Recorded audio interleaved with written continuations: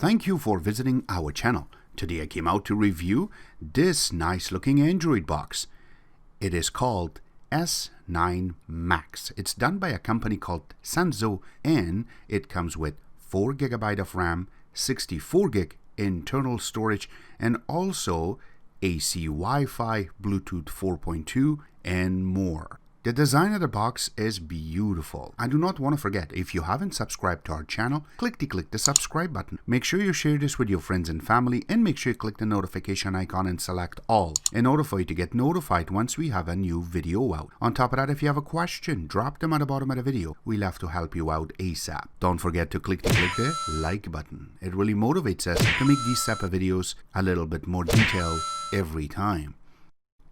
In here are all the components that are part of the box.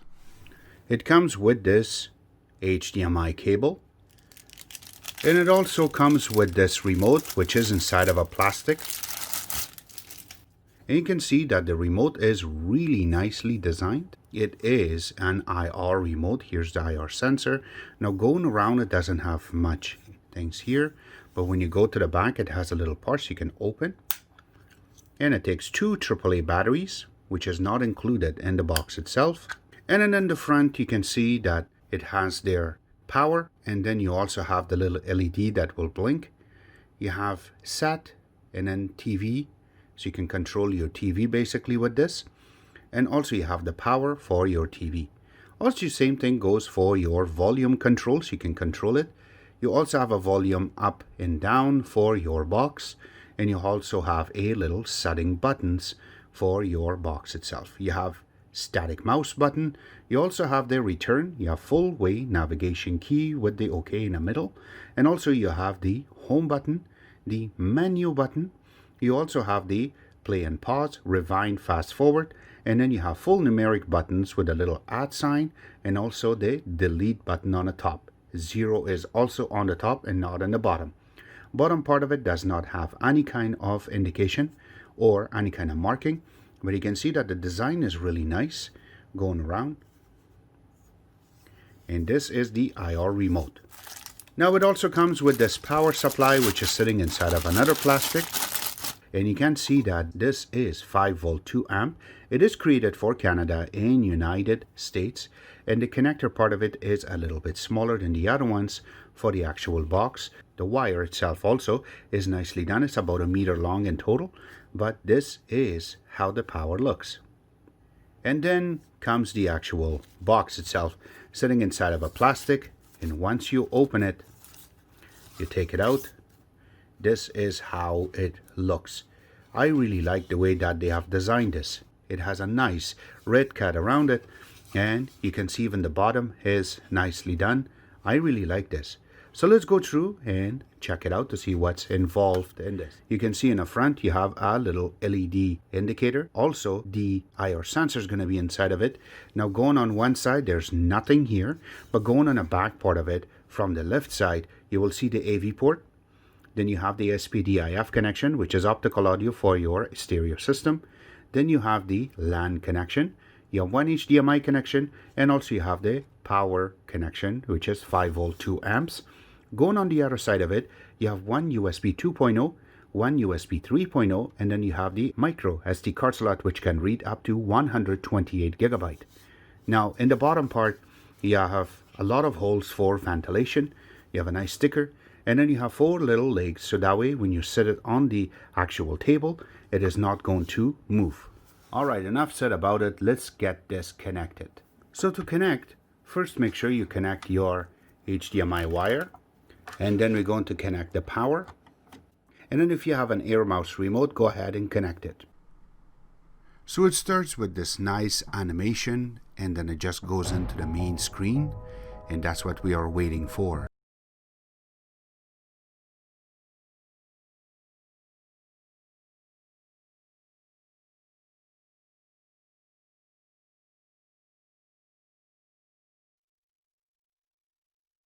So here you go, this is their main screen. This is how, when you purchase it, it will show up. The first part is the favorites. You can click on this little plus sign. You can add and remove apps very easily right from here. One thing I have to mention is these apps, the way that you set it up. If you want to move one of these apps, you have to click the OK button for a few seconds, and then you can move them. So this way it is going to be accurately set up. So this way you can do your job a lot easier. Except that this launcher is really nice. You can see your searches on the top. So if you have a mic on your remote, you can talk, and this should work. It shows up if you connect it via Wi-Fi or Ethernet. Time is on the top, and most of the icons are here. So all of the apps that you have installed or they have already preloaded, it will show up right here. So, and there are lots of them. So to make it a lot easier, they have another app which is all the way in the bottom, this one. When you click on it, you can see all of your apps you can select. And there's a lot of them that we're going to cover in this video. You also have your settings right here, and you also have the Droid settings here. So if you click on it, you should be able to fix your display, HDMI, CEC, and also you can go to power definition, and then going down you have more settings. In this case, you can fix your Wi-Fi, device connectivity, everything is going to be here. Alright, enough said about the actual launcher. Let's go through to some benchmarking. So the first thing we're going to launch is going to be Antutu Benchmark. Now under Antutu Benchmark, the number we have received is 786.20, which is a really good number for this box. The next one we're going to launch is going to be Geekbench 5. Now Geekbench 5 have a lot of little goodies inside, which we will show in a few seconds. But under single core we got 133, and under multi-core we have 351. Now if I have to scroll up, you can see that with the actual scroll does not work. We have to keep pressing down in order to see more. So you can see the memory size is right there, the base frequency is right here, and going down you can see everything that you're looking for. So HTML5, the SQLite, HDR, speech recognition, and even machine learning for single core. And then going under multi-core, you have more information. So crypto score, and also the floating point score. Everything that you're looking for is going to be here. I know it doesn't have a camera, but you can see that it is possible with this chip to be able to take some good pictures if you find a camera and hook it up to this. Well, here you go, all of the information that you need for Geekbench 5. Now the next thing we want to go to is going to be AIDA 64. A lot of things are covered inside of it in detail, which we really like. So I have to mention first that the manufacturer on this is Droid Logic. The model number is S9 MAX.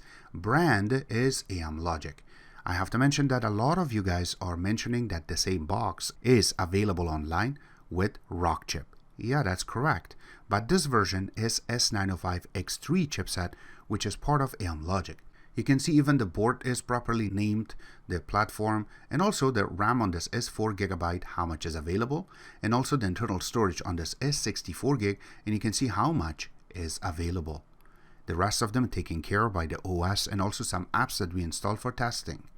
Going down, the Bluetooth on this is 4+, and going to CPU itself, it is running quad-core processor, and it is ARM Cortex A55 running maximum of 1908 MHz. Now you can see that the actual chip is created for 64-bit, but it is running 32-bit mode. And you go on under the actual CPU, and what it starts from 100 to 1908 MHz, and you can see what numbers it is running under, and it is not going to heat up because the utilization is very small, and also the scaling governor is interactive. So this way a lot of heat will be distributed properly through the actual board. Now going inside of it, you can see that there you go, supported 32-bit ABI is on V7A. So when you're installing apps, this will make a lot of sense to you when you look at this. Going on the display itself, it is running on 1080p, 60 Hz. The GPU on this is Mali G31, which is a single core running on 60 Hz. And the OpenGL ES version is 3.2, which means it's really good for your gaming, should work like butter. Now, going under network itself, 5G band is supported. It's right there. So that means is you have 5G network. We will cover that in a few seconds through speed test. Android itself is running Android Pie, which is 9, and it says rooted device. Yes, we will check that in a few seconds. Now the terminal is something that I always like to capture. Is you can see the sock, that means is the actual CPU, is running roughly between 50, sometimes it goes to 57, and the DDR, which means is the RAM itself, is also roughly about same number. And then the power connection itself is always staying really low, which is very good. Now going under the codecs, you can see from the bottom that VP8, MPEG-4, H.263. Now going up VP9 under Google itself, and also AM Logic VP9, VP8, everything is covered. That means is your 10-bit video should be running very smoothly. We will test that in a few seconds. MPEG-4, MPEG-2, and H.263, it's all going to be here. Even Dolby Vision is in this, and we will get out of this. Now the next thing we want to check is going to be root checker, so we will launch it. Now under root checker, you can see the device and the version, and when you click on verify, it will tell you that this is fully rooted. The next thing we want to check is going to be YouTube app. Now going under settings, you can see that it does play 4K flawlessly. That's not the only thing. Now when we went inside of the geek look into this, you can see that this is 2160 running only on 30 Hertz right now, or 30 frames per second, and we only have is 3 frame drops out of this money, which is really good. Again, you can see that my capture card is only capturing 1080p, but 3 frame drops is nothing. So that means is this is really working flawlessly when it comes to the actual 4K on the YouTube itself. Only thing that kind of brought up to me is that this is only 30 Hertz and it is not going to 60, so it depends to which video you're going to play. If that was decoded with 60 Hertz or 30, that's what it's going to show, but that frame drop is nothing, so that means it works perfectly. The next thing we want to check is going to be Netflix. Now Netflix on this is running on SD, which means that it is not compatible for you to get a high resolution Netflix. That is part of the licensing. It is something that Netflix brought up to a lot of these type of Android boxes, but you will be able to play this on 540p, which is a lot better than 480p.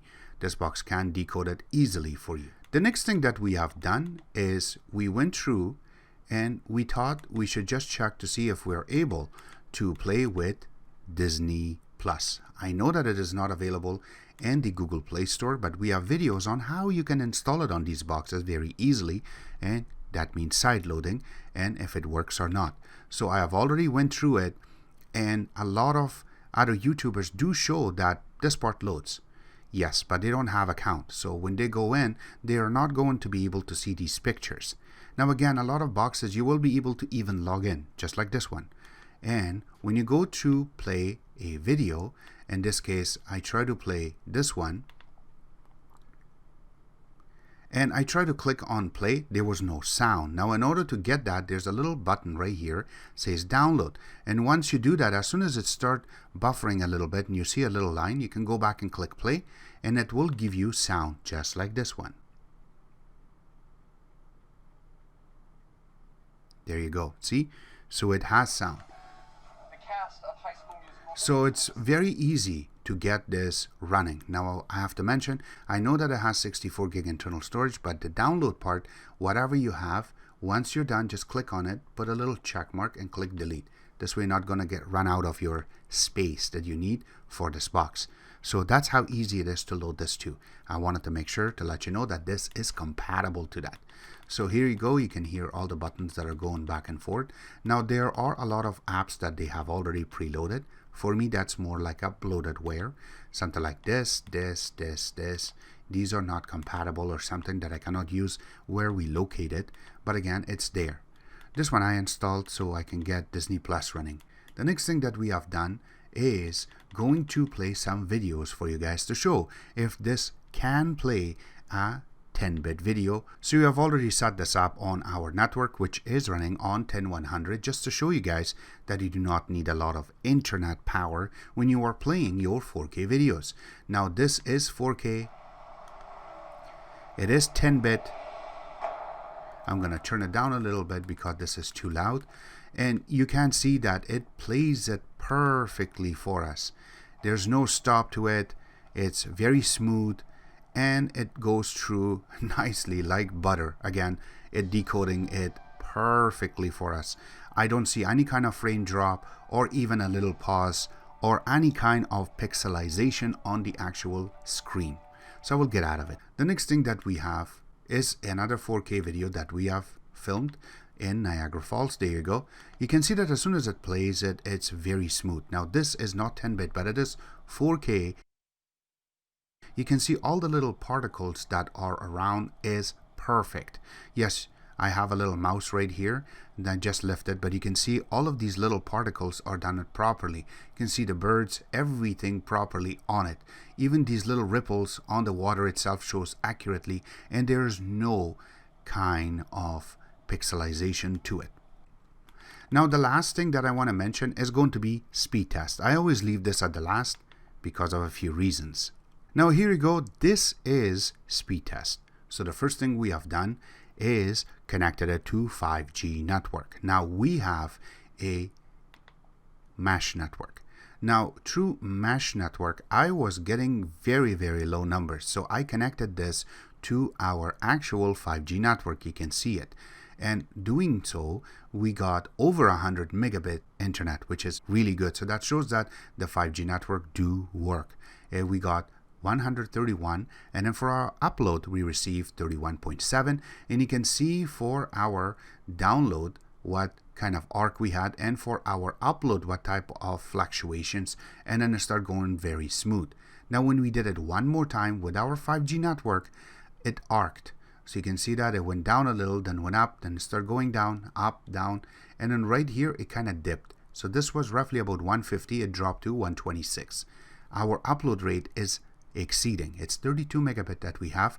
It went up a little bit, which is really good, but you can see how high it jumped and then it stayed still. Now when we went to the actual LAN connection, it's a gigabit LAN on this box. And you can see the download rate was arced. It got really good and it went down a little bit. So we thought we're going to get about 600, but it went down a few numbers. So it's 586. For upload rate, it was very quick and very smooth, which was 32.6. So it is exceeding. When we did it one more time for our download, it was about 583. So it went down a few notch, but you can see how much arc it went through. And then when we get to the end, it started jumping a little bit up and down, and then it stayed on 583. For our upload rate, it was very smooth and very quick, which was about 32.5.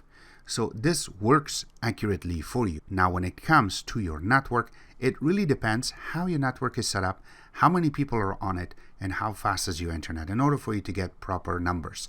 Now I know that when we were talking about the actual 5G network, it is less than 200. Now this also depends on what type of chipset they used on your box that these numbers do occur. You're not going to get over 300 megabits on my experience when it came to an actual Wi-Fi.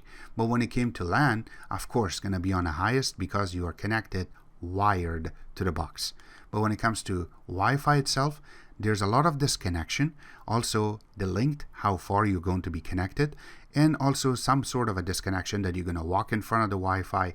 Those all matters, and that's why you're going to see at different numbers. Except that this box does the job accurately for you. So you can purchase it. Links will be available where you can order it from at the bottom of this video. Except that I hope you guys like our video. If you do like it, click the like button, subscribe button on the top, comment in the bottom. Always remember to visit our own website, which is xctex.info. Like us on Facebook, follow us on Twitter, Instagram, and other social networking places, and thank you.